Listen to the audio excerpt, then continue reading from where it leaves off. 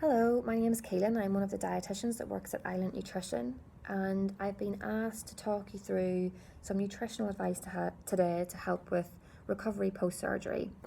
It'll be quite general advice today, but if you do have any specific questions, or if you know you're going for a specific type of surgery that may require individualized kind of diet advice, then please just give us a ring at Operative Nutrition. You can self-refer over the phone and we can book you in for an appointment, or you can alternatively visit any of the other dietetic practices around the island. So going through surgery can obviously be difficult and it can be tough. So it's important to make sure that we're giving ourselves the best chance to recover quickly and as well as possible by following a healthy, balanced diet. After any kind of surgery, your nutritional requirements will likely be a little bit higher than normal, and this is to help with wound healing and also to prevent and fight infections and just overall speed things up for everybody. Depending on the site of your surgery, whether that be gastrointestinal, head and neck, colorectal or weight loss surgery, the advice can differ. Your symptoms can sometimes dictate the type of diet advice a dietitian would provide. So for example, if you've had specific surgery in and around kind of your bowel or any colorectal surgery, sometimes that can affect your bowels in general. It may be that it causes constipation, or it may be that it causes diarrhea. So it's important to kind of ask your dietitian if you're unsure. We would normally try and guide people in regards to their fibre intake and help to try and minimise or improve any of their symptoms. So generally, there are a couple of important things to consider in your diet post-op alongside the general healthy eating guidance. So the first most important thing is obviously energy, and we need to make sure that we're meeting our energy requirements both pre-op and post-op to ensure that the recovery process goes well. The biggest aim really is to prevent any malnutrition or unintentional weight loss in regards to your energy intake. Sometimes people can find after a surgery their appetite is much less than before, maybe because they're tired, they may have some symptoms like nausea, they may be in a lot of pain, or it may be just because you haven't got the same access to food that you would normally eat at home. It may be that you're in hospital for a couple of days.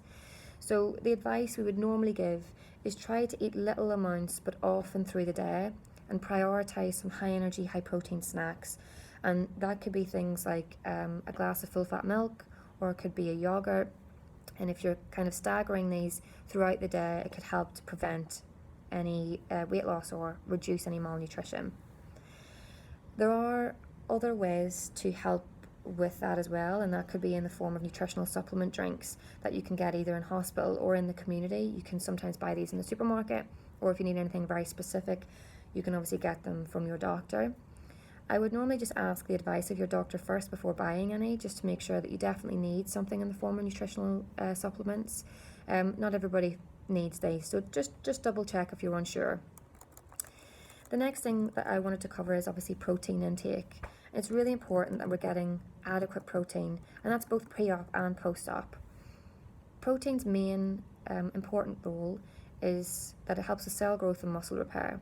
So it's important that we're ensuring that we're meeting our needs that way. We would normally advise that people are aiming for at least one source of lean protein at each meal post-op. And that could be something like chicken, fish, turkey, eggs, or if you're vegetarian or you prefer vegetable proteins, it could be in the way of beans, pulses, lentils, nuts and seeds, and then obviously you get some protein from our dairy as well. So it's advisable that we aim for around 4 to 6 ounces per meal, and that's very general kind of advice. So it may be depending on the severity of your surgery or the stage of your recovery process that you may need a little bit more in regards to protein. If you're unsure, ask your doctor, or you could ask your dietitian. They should be able to work out your protein requirements so that they can be a little bit more specific with your advice.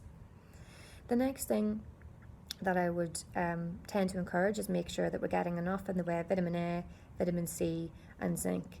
And that's because these play an important role in the development of healthy new tissue. So making sure that we're getting plenty of green leafy vegetables, plenty of fruit and whole grains, and trying to make sure that they're included in most meals through the day. Another important thing to consider is obviously our hydration, our fluid intake.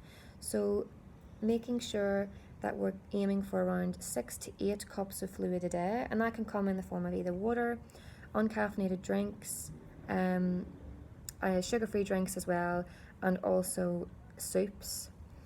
If you're in hospital, it may be that you need a short-term amount of IV fluids, and obviously your doctor will decide on that. The next thing then obviously is, depending on the severity of your surgery, you may feel quite tired afterwards if you needed to stay in hospital or if you were discharged straight away. It may be that you're not able to prepare and cook meals for as long as you were before whilst you're recovering. So sometimes preparation is key, trying to give yourself a little bit of rest time after your surgery, so maybe prepping in advance. Bulk cooking and freezing things is usually a really good way to make sure you've still got healthy, balanced meals that you can kind of pull out of the freezer when you need to and defrost and reheat as necessary. And that could be things like stews or casseroles where you can get plenty of lean meats in there and vegetables and any starches that you need also. And the last thing then to consider is if you have diabetes, it's very important that we're making sure that we're monitoring our blood sugar levels after surgery.